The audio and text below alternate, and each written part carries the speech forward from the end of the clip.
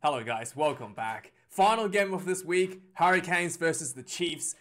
This was, okay, there's a few things I want to talk about. First up, I am so glad that the New Zealand team stopped wearing their away jerseys, okay? For the first, 6 weeks of the competition, every round, somebody's wearing a away jersey. Sometimes, both teams are wearing away jerseys.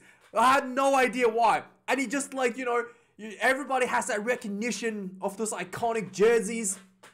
And then every time I watch two teams, in some cases, wearing away jerseys, it didn't even feel like I was watching Super Rugby. I'm so glad they stopped doing that this week. Exception to the Moana Pacifica versus Blues game, where there's obvious color clash. Every other teams wore their home jerseys, and it looked and it felt like Super Rugby back again. I was so happy. I was so happy this week. This match, once again, Hurricanes had the iconic yellow, and Chiefs had the black jersey, dark kind of black, gray. I don't even know what color is it, like brown, that dark brownish jersey. It looks so good. Look like Super Rugby, look high quality. All the big names are back from this game as well. We had basically the Xavier brothers back for the Hurricanes, and then I think for the Chiefs as well, they got pretty much the full team back on the field after their the COVID issues they had. And Hurricanes obviously coming in this game, losing to Moana Pacifica in a historical loss for Moana Pacifica to win their first game ever the week before. They came out of this game with a full string team, and man, this game was super good to watch. As always, the Kiwis fighting each other at a 10 intensity, right? Imagine a game is played at intensity of 10 for 17 minutes. With 10 minutes left, the intensity gets kicked to a 20. That's what happened in this game. Once again, as we kind of saw a lot last year, and hasn't really happened so much this year. But this game literally kicked up to a 20 in the last 10 minutes.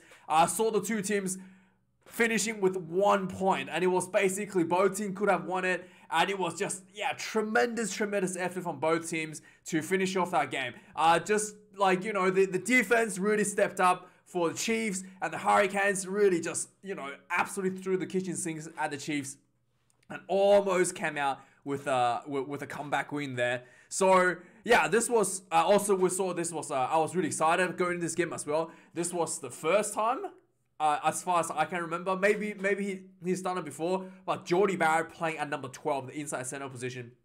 He's apparently talked about playing an inside center in the past, and he's finally getting the opportunity here. And my biggest fear for Jordie Barrett to play 12 in my mind is that we know he can run, right? We know he's good, solid, hard runner. He's world famous for dislocating Alan Wynne-Jones' shoulders last year when he ran into him. He ran into Alan Wynne-Jones and dislocated his shoulders. Nothing crazy, just being a tough runner, right? So we know he can run. We know he's a powerful runner. But I was wondering if he's got the defensive capabilities. And then literally immediately my worst nightmares came true. He literally within the 5 minutes, he made a massive defensive mistake. He missed a tackle, and then literally followed up with basically him missing that tackle allows Chiefs to make a huge break.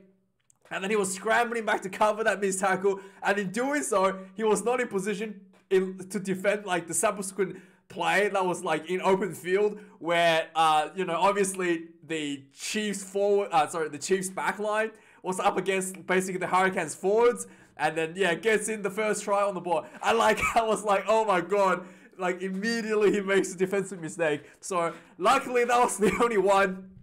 But overall, I thought he did look a little bit out of place at times, did look a little bit lost, but I thought he still looked quite good for center, Jordie Barrett. His running game really looked threatening every time he got the ball, and he also has a pretty good offload as well, so it's always a threat when he makes a run. And he looked, I thought, as far as Hurricanes concerned, he looks like the best option at 12 for the Hurricanes. But for the All Blacks, I'm not too sure if he's up to that level yet. He's like I said, he did look a little bit out of his place at times. He needs a lot more time before you can consider him for the All Black number 12 jersey. Something that the All Blacks is like considering. It is like a weakness at this point, especially last year, the number 12 jersey. So yeah, interesting stuff. What else do I wanted to say? This was this was a super hard entertaining game. Let's just go talk about the finish first. So like basically, like I said, the game was pretty much like already at 10. Two teams hammering each other for like the first 70 minutes. Hurricanes was behind quite a bit. And then last 10 minutes, the intensity gets kicked up to a 20. So Hurricanes was down like more than 2 tries. And then basically, with some pretty good play, I think it was Ruben Love, makes a little like half break. He links up with Julian, the real deal Savia, who just flies down the sideline, runs like, I don't even know how far, like 40, 50 meters, just flies down the sideline. And then as he's about to the Chiefs fullback sweeps across to take him out. As he's about to get taken out, he jumps up in the air, Superman dunking the ball over the try line. Oh, that looks so good. That's like, like I had nostalgia of Julian Savia from 2015 back again. This was insane try, right? Insane. So Julian Savia scores this one. Jordy Barrett slots the conversion from the corner, from the sideline there, right? He slots it from the sideline, and suddenly Hurricanes is back with 8 points to the Chiefs, right? And then there was a bit of like kicking game going around. Both teams putting up a really good kicking game, aerial ping pong. Nobody was like taking a risk. And finally, the Hurricanes got, I think it might have been Ruben Love again, who just like grabbed the ball straight down the side, straight down the field, like not down the field, like on a really nice angle into the Chiefs 22. Basically, him, I think it was Ruben, but anyway, the Julian Savia once again sprints down the field to pressure this kick, gets to the ball as the Chiefs player scoops it up. He tackles him, and I think this was, let me just get this. I don't think it was Ruben Love. Who was it? I think it was Goosen that managed to get there as well. He seals over the ball, penalty, turnover. Like this happened. Like it was just insane. You're like, oh, you can just feel like the Hurricanes coming back, right? And as the penalty is given, the captain himself, Adi Savia, showing that, hey, his brother's doing all this hard work in the last few minutes. He's going like, hey, hold my beer, right? He takes the ball. Everybody was like, okay, let's go for the line out. And then like Chiefs players are still getting off the ground. He takes the ball, quick tap, powers himself through the Chiefs line. Literally, he had like 4 Chiefs players hanging onto him, trying to tackle him. He just kept running with the players on him, gets tackled just short, reaches out, slams this try. Oh man, that was so huge. So huge. Like Adi Savia is just like, hey brother, stop hogging the spotlight here. Let me show you how this is done. Let me show you how a real man scores a try, right? Literally carrying Chiefs play hanging onto him and still pumping his legs forwards, goes in for a try. Suddenly, and then also this was also a bit of an angle. Jordy Barrett slots this one, 29 points to 30 with 2-3 minutes left, and then suddenly it's like not even 2 minutes. This is like 8 minutes left, right? And suddenly it's like game on, right? There's 1 point in it, and both teams are just like super tight. Hurricanes also did another like really good kick down the field from the kickoff, and the Chiefs trying to it was perfectly returned just outside the Chiefs dead ball line. So the Chiefs are trying to get the ball, run the ball back out and get it do a return kick, and it looked like a forward pass. So one of the Chiefs players tried to throw the ball obviously to center field for a better kick, better position angle for the return kick. It looked like he was under a bit of pressure as well. So it looked like a forward pass. The whole stadium was like, forward pass! And the referees did not call it. I thought maybe the TMO should have looked at that. It looked like a pretty obvious forward. So Chiefs gets away that one for free. They punt the ball back down the field. The ball goes out around the halfway line. and the Hurricanes gets a line out at just around the halfway line, right? And then you kind of feel like the momentum is Hurricane side. You feel like, okay, even that without that forward pass, Hurricanes probably can build that momentum, get themselves in a position inside the Chiefs half, get a penalty, or maybe even make a line break here and there, right? The Chiefs, like, for the next about 4 minutes, defended this Hurricanes line out, like following this Hurricanes line out, defended about 4 minutes of the Hurricanes attack. I think the commentator said it was like 18 phases or something, and the Hurricanes lost 4 meters 18 phases later.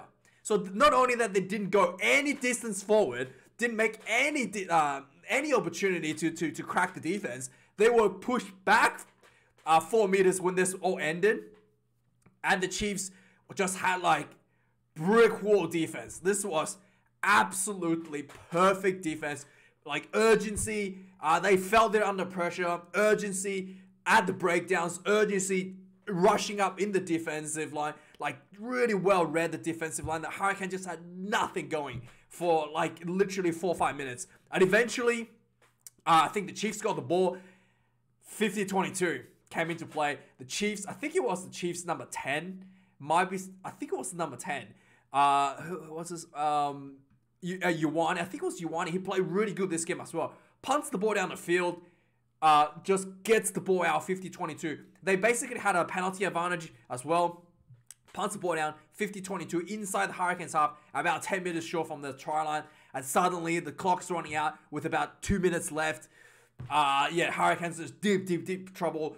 If they don't concede points here, they only have like 2 minutes left to try to run basically like the full length of the field to score a try. So this was a really difficult situation. And Chiefs showing what they're made of. Control the ball from the line out. Kind of ran a couple of phases. The clock ran out. And then, kicked the ball out I think they got a penalty advantage as well. They didn't even need the 3 points. Just kicked the ball out and ended the game. Because there's actually a risk if you try to kick the 3 points. If you hit the goalpost, Hurricanes can play on. They can recover the ball and play on. So they're just like, we're not going to risk that. Just kicks the ball out. Ended the game. 29 points to 30. Huge finish. And also this game like started super like good for Hurricanes. TJ Perenara gets an intercept a minute into the game from Yuwani, and Yuwani was looking like under a huge amount of trouble. Threw a nice pass, and it was just like read perfectly by TJ Perenara. Runs in for the first try a minute into the game, and then like I said, less than 5 minutes, 2 minutes, like a minute later, the Chiefs kind of on the attack, and like what's his name? Jordy Barrett misses a tackle, gets his mate out of position, and the Chiefs just like spread the ball from the sideline out wide. Anton Leonard-Brown in open field up against a bunch of forwards, powers through a gap, goes in for the try. Just like 3 minutes in, Chiefs returns, immediate returns, and then the Hurricanes kind of like comes back just like a few minutes later. So less than 10 minutes, it was 3 tries. Goosen goes in for a try on the 8th minute. The Hurricanes basically had like a scrum, and then this ball comes out, just really quick hands to the blind side, and Goosen just jumps into the corner for a beautiful try. And after that, the game just like slowed down, and the Chiefs like just slowly chipping the game back in control, chipping that deficit away with 2 penalties in the first half. And that's kind of like how the first half ended. Second half started all for the Chiefs. 2 tries kind of like right off the gate. First try, Bo Shea gets on the ball. Basically, once again, this was just like Yuwani doing such a great job as a number 10 for the Chiefs. Just nice little. He gets the ball like with a bit of space in the train tracks. Just a little runs into the defender. No look pass to one of the Chiefs players, and then another quick hands from I think it was a lock on the Chiefs player to Bo Shea. Runs in for the try, coming out of the sheds. Chiefs look fired up, and then 61st minute, Chiefs second try, starting to look like they're in control, starting to look like they're gonna put this game away. Basically, Tia gets the ball in open field. Once again, Yuwani gets the ball. He was under a lot of pressure. He took a huge shot from Jordy Barrett. Jordy Barrett rushed up to him and put a huge shot. I mean, looked like a shoulder shot, to be frank. Could have been a yellow card there. Huge shot, took a huge shot, but still stay composed, managed to get the pass away. Perfectly accurate pass. Basically, Tia gets the ball. He funds himself through a gap. Bit of a footwork goes through for the third try for the Chiefs. And then, and then I just told you about the finish. The Hurricanes had a huge flurry coming back in the last 10 minutes or so. And game ended with 1 point margin. This was good. This was good. Super Rugby Sunday. Always good to watch. Nice and relaxing. Some quick stats finishing off, I guess. 552 for the Chiefs run meters. Huge run meters to the Hurricanes, 303. Turnovers conceded, 12 to the Hurricanes, 11 for the Chiefs. Kicks in play, quite even in towards the end. 21 to the Hurricanes, 23 for the Chiefs. And lineouts lost, 2 for both teams. Penalties conceded, 7 to the Hurricanes and 8 to the Chiefs. And that's the recap for the game, guys. Thank you for watching. I really do appreciate it. Like, comment, and subscribe. Thanks for being here. Have a nice weekend. And see you later, guys. Cheers.